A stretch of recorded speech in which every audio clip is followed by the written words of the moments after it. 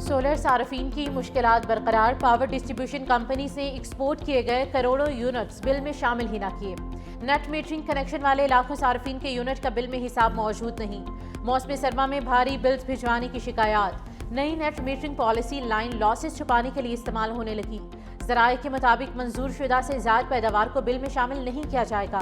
گزشتہ 2 ماہ سے نئے کنیکشن اور معاہدے بھی روک دیے گئے۔ ہزاروں صارفین معاہدے کے باوجود میٹر سے محروم ہیں۔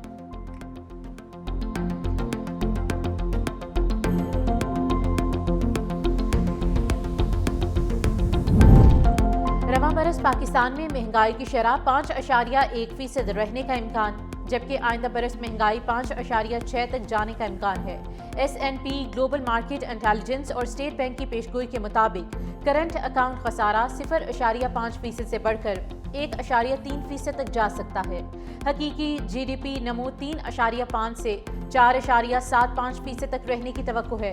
دونوں اداروں کی پیشگوئیوں میں اہم ہم آہنگی، مہنگائی میں کمی اور معیشت میں بہتری کا مشترکہ تجزیہ ہے۔ FBR کا لگژری گاڑیوں کی درآمد میں انڈر انوائسنگ رکھنے کے لیے بڑا اقدام، درآمدی گاڑیوں کی قیمت مقامی ایجنٹس کی بجائے مینوفیکچرر سرٹیفائی کرے گا۔ ترمیمی کسٹمز جنرل آرڈر جاری، مقامی ڈیلر سے قیمت سرٹیفکیٹ اور اضافی فیس کی شرط ختم کر دی گئی۔ یورپی اور بڑی استعمال شدہ لگژری گاڑیوں کی درآمد متاثر ہونے کا خدشہ ہے۔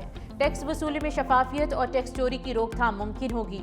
امپورٹرز کو مقامی ڈیلرز کے چکر اور اضافی فیس سے نجات ملے گی۔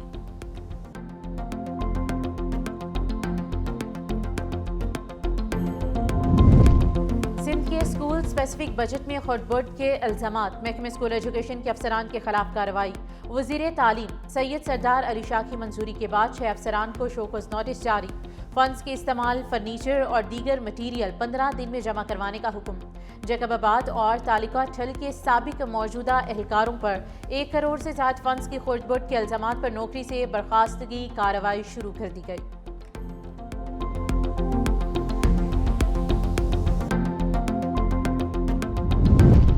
اندرون لاہور کی 346 عمارتیں بسنت کے لیے خطرناک قرار۔ وال سٹی اتھارٹی نے کئی بلڈنگز پر بسنت منانے پر پابندی عائد کر دی۔ وال سٹی اتھارٹی نے پرانی اور خستہ عمارتیں خطرناک قرار دے کر نوٹس جاری کر دیے۔ پابندی Delhi gate, Akbari gate, Kashmiri gate, Bhati gate اور موچی گیٹ کے علاقوں میں نافذ کی گئی ہے۔ شہریوں کی بسنت کی خوشیاں متاثر ہونے کا خدشہ ہے۔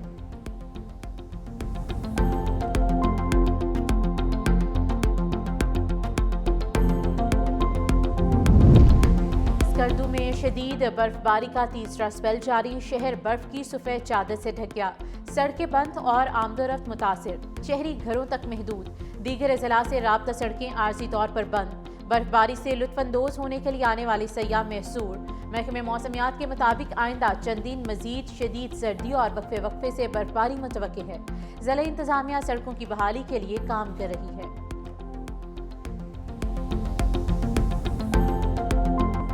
کراچی کے گل پلازا میں آتش زدگی کی تحقیقات جاری، خصوصی تحقیقاتی ٹیم حفاظتی جالی ہٹا کر عمارت میں داخل سروے شروع کر دیا گیا۔ خصوصی لباس میں فورنزک اور ٹیکنیکل ماہرین گل پلازا کے مختلف مقامات کا معائنہ کر رہے ہیں۔ سرچ آپریشن اور ملبہ اٹھانے کا کام بند کر دیا گیا۔ عمارت SBCI کے حوالے ڈیمولیشن سے متعلق فیصلہ بھی جلد متوقع۔ رینجرز اور پولیس کی بھاری نفری گل پلازا کے باہر تعینات۔ ریسکیو ٹیموں نے ویڈیوز اور دیگر شواہد سے اعلیٰ حکام کو آگاہ کر دیا۔ گل پلازا میں آگ 17 جنوری کی شب لگی تھی۔ 1200 دکانیں متاثر ہوئیں اور ایک حصہ زمین بوس ہو گیا۔ گل پلازا کو مسمار کرنے کا آپریشن شروع۔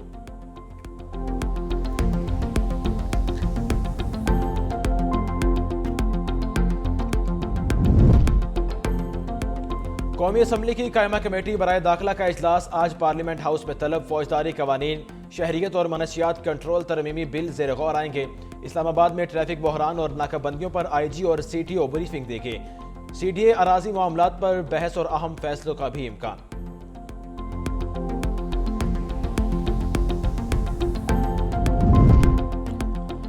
بیرون ملک مقیم پاکستانیوں کی جائیدادوں پر قبضے کے خلاف بڑا فیصلہ، اسلام آباد کی حدود میں ڈپٹی کمشنر 7 روز میں فیصلہ کرنے کا پابند ہو رہا۔ وفاقی وزیر داخلہ محسن نقوی کی ایکس پر پوسٹ، لکھا اوورسیز پاکستانیوں کے اثاثوں اور حقوق کا 100% تحفظ کیا جائے گا۔ وفاقی دارالحکومت اسلام آباد میں اوورسیز پاکستانیوں کی سرمایہ کاری خوش آئند ہے۔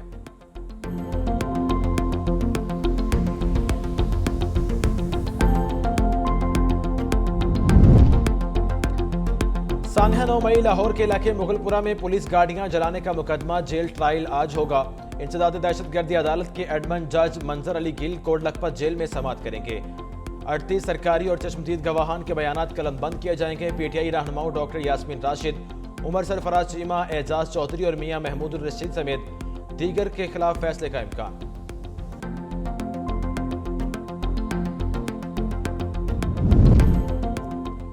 سندھ رینیویبل انرجی کمپنی کو غیر ضروری قرار دے کر بند کرنے کی منظوری۔ وزیر اعلیٰ سندھ سید مراد علی شاہ کی زیر صدارت سندھ کابینہ کا اہم اجلاس۔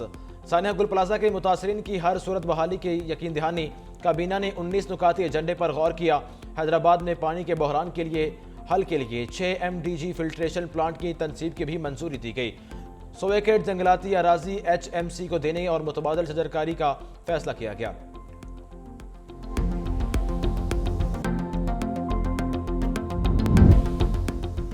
پنجاب بھر میں پالتو شیر رکھنے کی قانونی اجازت ختم کرنے کا فیصلہ۔ وزیر اعلیٰ مریم نواز کا شیر کے حملے میں 8 سالہ واجد کا بازو ضائع ہونے کا نوٹس۔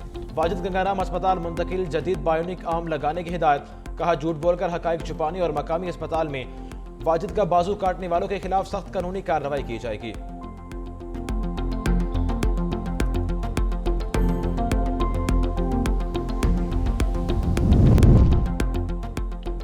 افغان طالبان رجیم کے نام نہاد تعزیری ضابطے کو افغان عوام اور عالمی برادری نے مسترد کر دیا۔ اقوام متحدہ کے خصوصی نمائندے ریچرڈ بینٹ نے سنگین نتائج سے خبردار کر دیا۔ سابق افغان قومی سلامتی سربراہ رحمت اللہ نبیل، آسٹریلیا میں افغان سفیر منیزہ اور قانونی ماہرین نے ضابطے کو ظلم، شہری آزادی کے خاتمے اور سماجی کنٹرول کا آمرانہ ہتھیار قرار دے دیا۔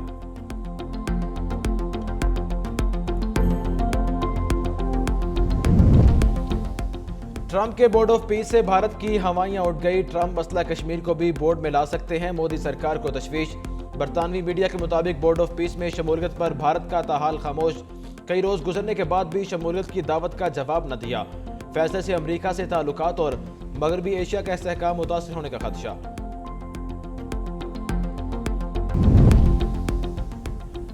غزہ جنگ بندی منصوبے کے ابتدائی مرحلے کی اہم شرط پوری۔ اسرائیل کو حماس کی نشاندہی پر آخری یرغمالی کی باقیات بھی مل گئی۔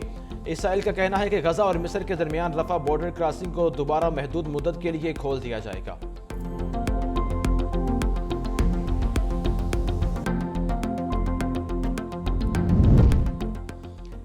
کسی ملک کو اپنی فضائی حدود ایران پر حملے کے لیے استعمال نہیں کرنے دیں گے، متحدہ عرب امارات کا دو ٹوک اعلان۔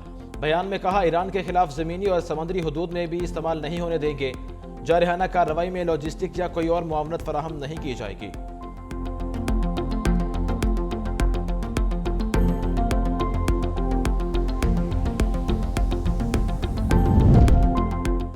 امیگریشن ایجنٹ کی فائرنگ سے شہری کی ہلاکت پر امریکہ میں احتجاج۔ نیو یارک میں شدید سردی کے باوجود ہزاروں افراد سڑکوں پر نکل آئے۔